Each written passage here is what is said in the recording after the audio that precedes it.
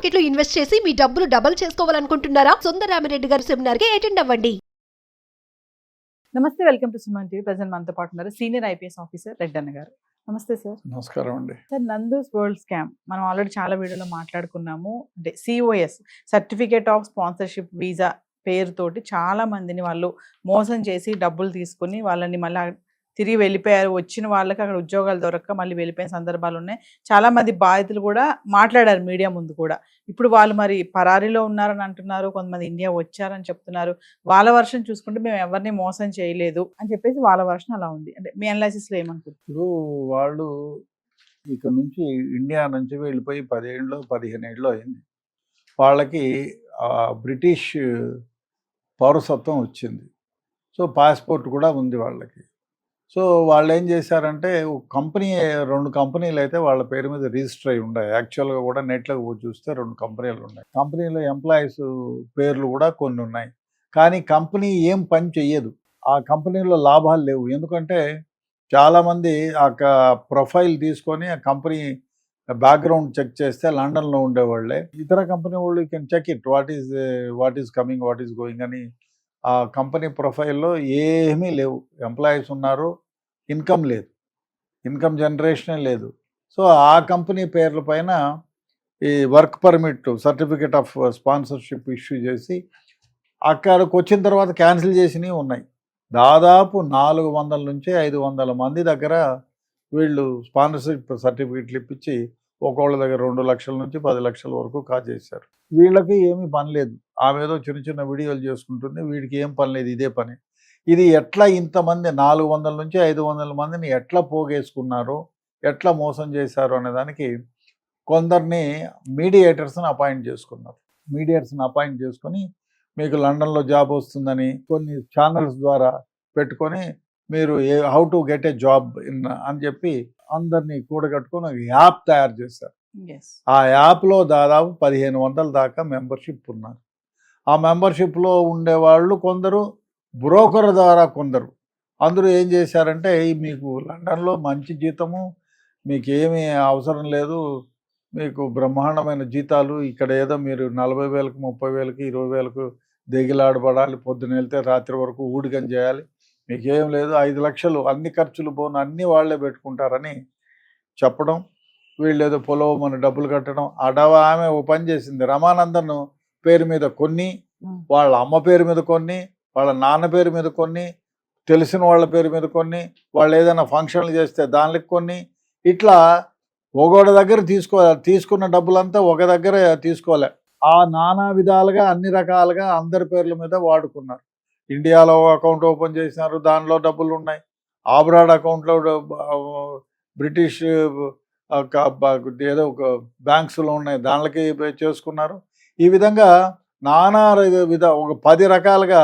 అంటే వీళ్ళు ముందే మోసం చేస్తున్నాము, రేపు పొద్దున్నే ఎవరైనా పోలీసులు ఇంకోళ్ళు పట్టుపడితే మన డబ్బులు ఒకవేళ ఉంటే మన డబ్బులు మొత్తం వెనక్కి వెళ్ళిపోతాయనే ఉద్దేశంతో తీసుకునేవన్నీ నానా రకాలుగా తీసుకొని వాళ్ళ దగ్గర పెట్టుకున్నారు. సో ఈ విధంగా మోసపోతూ కొన్ని ఏం చేశారు, టెంపరరీ హౌసెస్, ఒక హౌస్ తీసుకొని దాంట్లో వచ్చిన వాళ్ళందరూ పెట్టేది, జీతం ఇంత అని చెప్పేది, జీతం ఇచ్చేదిలే ఏంలే, వాళ్ళు ఇండియా నుంచి తెప్పించుకోవాలా, బతకాలా. ఆ విధంగా చాలా మంది ఇబ్బంది పడి వచ్చి వాళ్ళల్లో ఒకళ్ళే ఈ దీనికి కంప్లైంట్ ఇచ్చింది. సో ఈ విధంగా వాళ్ళు డబ్బులు కాజేసేవాళ్ళు. వాళ్ళ లైఫ్ స్టైల్ అంట, whenever they go they use to go by first class, AC first class. అదే కాకుండా మన ఫ్లైట్లో అయితే బిజినెస్ క్లాస్కి తక్కువ లేదంట.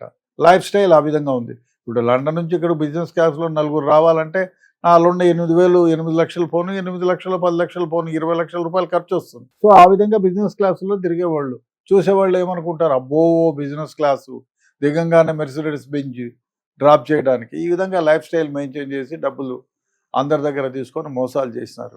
వీళ్ళ మోసం ఏమిటంటే ఇండియాలో నుంచి సర్టిఫికేట్ ఆఫ్ స్పాన్సర్షిప్ అక్కడ ఇవ్వడం, అక్కడికి పోయిన తర్వాత దాన్ని క్యాన్సిల్ చేయడం, వాళ్ళు నానా తిప్పలు పడడం. వీళ్ళ పర్మనెంట్ అడ్రస్లు ఏమో వాళ్ళకి ఇవ్వరు, కొన్ని టెంపరరీ అడ్రస్లు ఇస్తారు. ఆఫీసులు 3 రకాలుగా పెట్టుకోవటం, ఏదో ఒక ఆఫీస్ అడ్రస్ చెప్పడం, అది 24/7 లాకే ఉంటుంది. ఈ దేశం నుంచి లండన్కి పోయిన వాడికి ఏం తిరుగుతారు, ఏం చేస్తారు, పొలవమని ఏడ్చుకోవడం, వాళ్ళకి చెప్పుకో, తల్లిదండ్రుల దగ్గర డబ్బులు ఇప్పించుకోవడం, అక్కడ గడుపుకోవడం, ఇంకా ఉద్యోగాలు లేవు, ఏం చేస్తారు అని వెనక్కి మోసపోయామని వెనక్కి రావడం, ఈ విధంగా చేశారు. చాలామంది దీంట్లో పడి మా ఆరోగ్యాలు ఎందుకు నాశనం చేసుకోవాలా, ఈ అమ్మ పోతే పోయింది 4 లక్షల రూపాయలు, మళ్ళీ పోలీసు కంప్లైంట్ ఇచ్చి కేసులు పోకి ఎందుకు తిరగలేదు, ఉద్యోగం ఏదన్నా ఒకటి సంపాదించుకుందామని తిరిగిన వాళ్ళు చాలామంది. సో పోగొట్టుకున్న వాళ్ళలో కొందరు మాత్రమే కంప్లైంట్ ఇచ్చారు. సో ఇట్లా ఈ విధంగా ఈమె రమానందను మధుకర్ డబ్బులు దాదాపు 500 మంది నుంచి, దరిద్రమైన వ్యవహారం ఏమంటే నమ్మేస్తారు. వాట్సాప్ లో చెప్తే తెలుగు వాళ్ళు తెలుగులో చదువు మాట్లాడతారు, మీకెందుకు ఇక్కడ వచ్చేయండి అంటారు.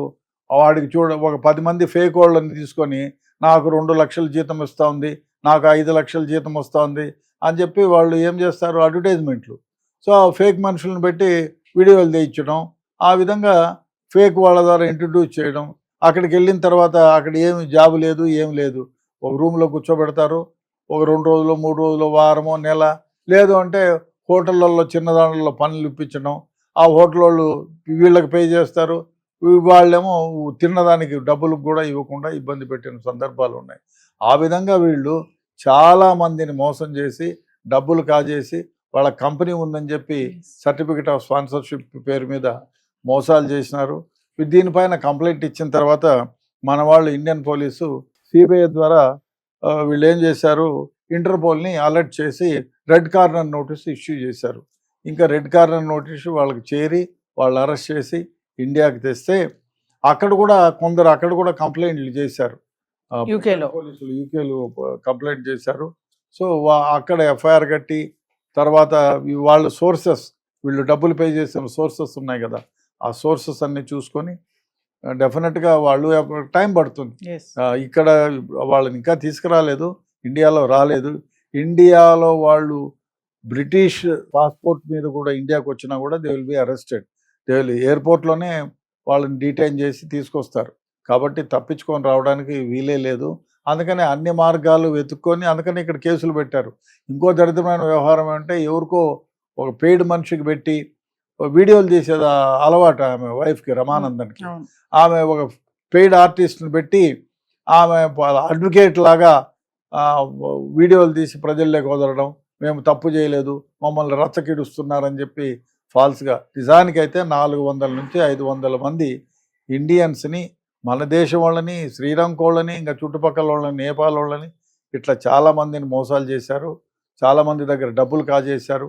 ఈ ఎఫ్ఐఆర్ కట్టారు కాబట్టి టైం పడుతుంది. ఎందుకంటే అక్కడ పౌరసత్వం ఉండే వాళ్ళని మనం పోయి పట్టుకొని రావడానంటే చాలా తతంగం ఉంటుంది. మనకు ఆ దేశంతో ఒడంబడిక ప్రకారమే వాళ్ళని తీసుకురావాల్సి ఉంటుంది కాబట్టి టైం పడుతుంది. ఇట్లాంటి మోసాలు చాలామంది మోసం చేస్తున్నారు ఉద్యోగాలు ఇప్పిస్తామని. కాబట్టి దయచేసి జాగ్రత్తగా ఉండండి, వీళ్ళు ఉచ్చులో పడకండి. Thank you so much.